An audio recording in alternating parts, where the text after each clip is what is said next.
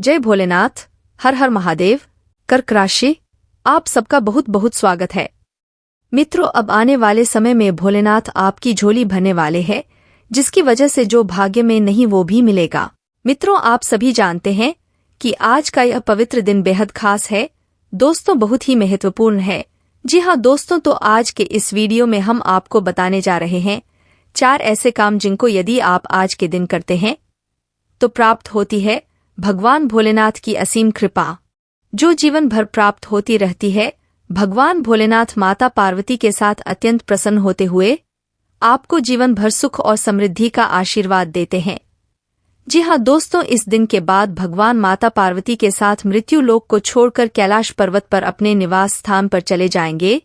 तो दोस्तों, आपने देखा होगा कि जब भी मेहमान हमारे घर में आते हैं, वैसे तो भगवान मेहमान नहीं है, भगवान के अंदर ही संपूर्ण सृष्टि समाई है।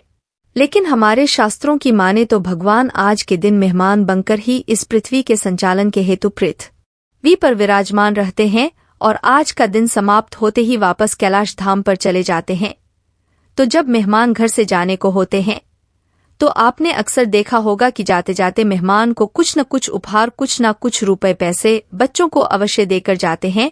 और हम भी तो भगवान के बच्चे ही तो हैं। तो यदि हमारी भक्ति से, हमारे भाव से भगवान प्रसन्न हो जाते हैं तो जाते जाते हमें परम सुख का आशीर्वाद, संपूर्ण मनोकामनाओं की पूर्ति का आशीर्वाद प्राप्त हो जाता है। ऐसे में हमें सावधानीपूर्वक भगवान को प्रसन्न करने के लिए कुछ ऐसे कार्य अवश्य करने चाहिए जिससे भगवान प्रसन्न होते हैं, हमें आशीर्वाद देते हैं और जीवन भर भगवान की कृपा हमें प्राप्त होती रहती है। दोस्तों, आज की यह वीडियो बेहद ही खास है। इस वीडियो में हम आपको बताने जा रहे हैं शास्त्रीय परंपरा के अनुसार, ज्योतिषीय आकलन के अनुसार कौन से वह 4 काम है जो बड़े महत्वपूर्ण काम है। दोस्तों, वीडियो आपको पूरा देखना है। तो कौन से वह 4 काम है जो आपको आज के दिन अवश्य करने चाहिए, जिससे आपके ऊपर संपूर्ण शिव परिवार की संपूर्ण कृपा प्राप्त होगी, आजीवन प्राप्त होती रहेगी। तो वीडियो में बताई गई हर एक बात बेहद ही महत्वपूर्ण है, खास तौर से आपकी राशि के जातकों के लिए। जी हाँ दोस्तों, क्योंकि आपकी राशि के जातकों को लंबे समय से पीड़ाओं को भोगना पड़ रहा है। कई प्रकार की परेशानियां मानसिक, शारीरिक और आर्थिक रूप से आपको पीड़ित करती जा रही है और अब समय आ गया है कि भगवान आपके ऊपर कृपा करें, आपकी संपूर्ण समस्याओं का समाधान करें। तो दोस्तों, वीडियो आपको पूरा देखना है। एक बार हमारे कहने से आप इस वीडियो को पूरा अवश्य देखें। हम गारंटी देते हैं कि जब वीडियो समाप्त होगा तो आपको बिल्कुल ही यह एहसास नहीं होगा कि आपका समय खराब हुआ है, बल्कि आपको एक अद्भुत ज्ञान प्राप्त होगा और इस ज्ञान का उपयोग करके आपको जीवन में कई समस्याओं के समाधान प्राप्त हो जाएंगे। इस बात की हम आपको गारंटी देते हैं। जी हाँ दोस्तों, हम बहुत ही मेहनत करके, बहुत रिसर्च करने के बाद वीडियो में कोई भी बात शामिल करते हैं। ऐसे ही हवाबाजी में कोई भी बात हम अपनी वीडियो में नहीं बताते हैं।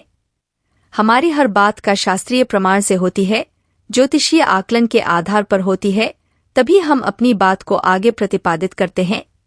तो आप हमारे वीडियो पर पूर्ण विश्वास कर सकते हैं और हमारी कही हुई बातों से आप जीवन में सुख और समृद्धि प्राप्त कर सकते हैं। दोस्तों, वीडियो की शुरुआत करते हैं, लेकिन आपसे एक निवेदन है कि कमेंट में पूरे भक्ति भाव के साथ हर हर महादेव लिखना ना भूले, जिससे महादेव जी का सीधा आशीर्वाद आपको प्राप्त होगा। साथ ही साथ ओम नमः शिवाय भी लिखना ना भूले। भगवान भोलेनाथ आपके ऊपर सीधी कृपा बनाए रखेंगे, आपको आशीर्वाद प्राप्त होता रहेगा। इसी कामना के साथ चलिए आगे बढ़ते हैं। दोस्तों, हम जानते हैं कि आपने पूरे भक्ति भाव के साथ सोमवार के दिन भगवान भोलेनाथ की पूजा अर्चना की है, उन्हें जल अर्पित किया है और उनसे अपनी मन की बातें कही है। आपकी सारी समस्याओं का समाधान भी भगवान भोलेनाथ अवश्य करेंगे।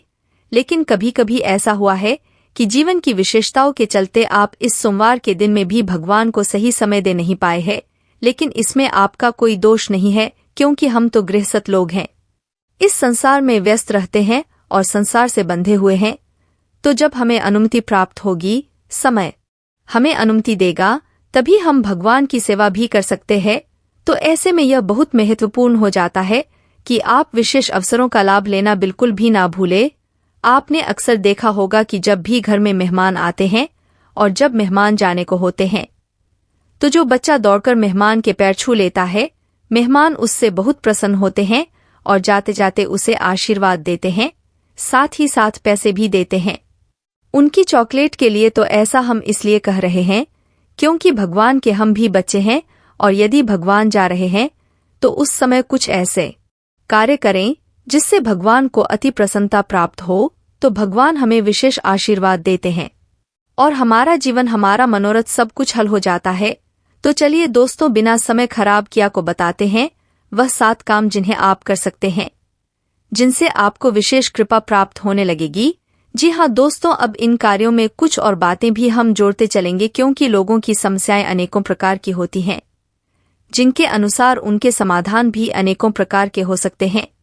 तो ऐसे में हो सकता है हमारे बिंदु 7 से कहीं और अधिक हो जाए, लेकिन आपको पूरा धैर्य बनाकर रखना है, पूरे वीडियो को देखना है, क्योंकि कहीं ना कहीं यह वीडियो आपके जीवन से 100% जुड़ा हुआ है और आपके जीवन की हर एक शंका का, हर एक समस्या का समाधान इस वीडियो में अवश्य दिया गया है।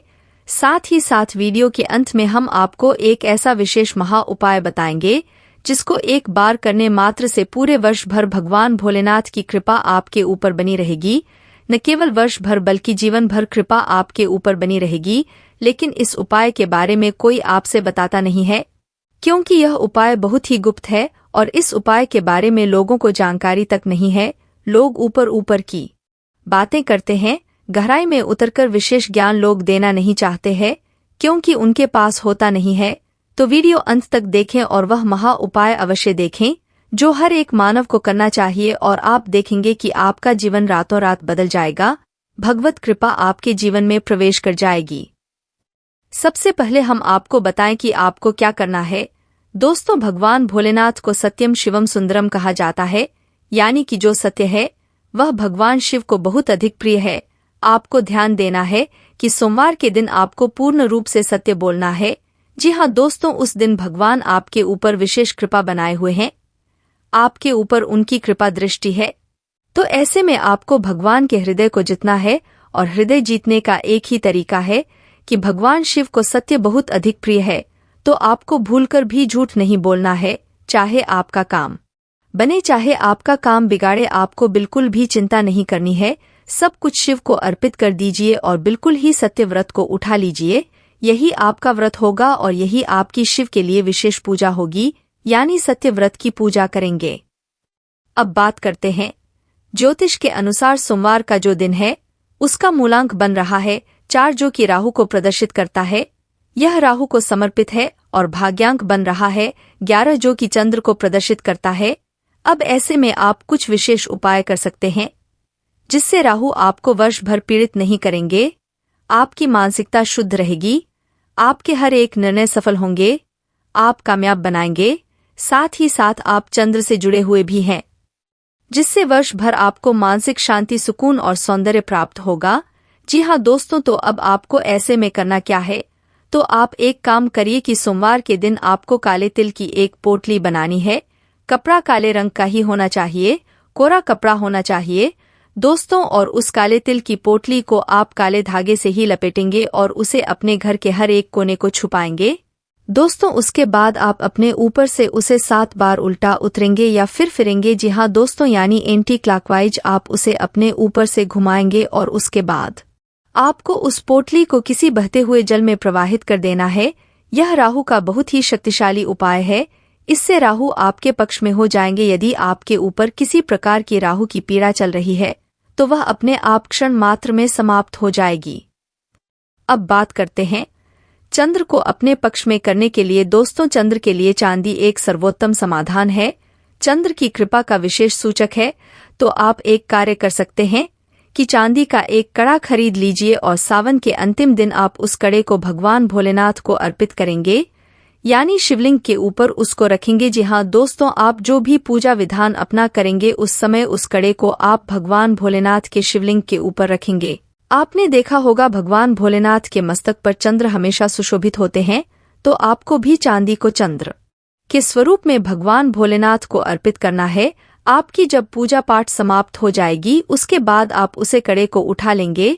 अब बात यह है कि आप उस कड़े को बिना शुद्धिकरण के भगवान को अर्पित नहीं करेंगे, यानी कि बाजार से खरीद कर लाने के बाद आप उस कड़े को शुद्ध करेंगे, यानी गंगाजल में डूबेंगे, उसके बाद दूध में डुबोएंगे, उसके बाद साधारण जल से धोएं, शुद्धिकरण करने के बाद भगवान भोलेनाथ को अर्पित करेंगे। ऐसे ही नहीं कि बाजार से खरीदा और सीधे लेकर भगवान भोलेनाथ को अर्पित कर दिया। उसे शुद्धिकरण करना बहुत आवश्यक होता है। धातु से बनी कोई भी वस्तु आप बिना शुद्धिकरण के कई धारण न करें, क्योंकि धातु में कई प्रकार की नकारात्मक ऊर्जा का भी वास होता है। धातु तो हर एक ऊर्जा को अपनी ओर आकर्षित करती है, फिर उसी ऊर्जा से वह अपने से उत्सर्जित करती है। ऐसे में उसने जैसे भी ऊर्जा को शोक रखा है, वह उसी ऊर्जा को उत्सर्जित करेगी। नकारात्मक ऊर्जा है तो नकारात्मक ऊर्जा, और सकारात्मक है तो सकारात्मक ऊर्जा। जब भी कोई धातु की वस्तु आप धारण करें तो इसका शुद्धिकरण अवश्य कर।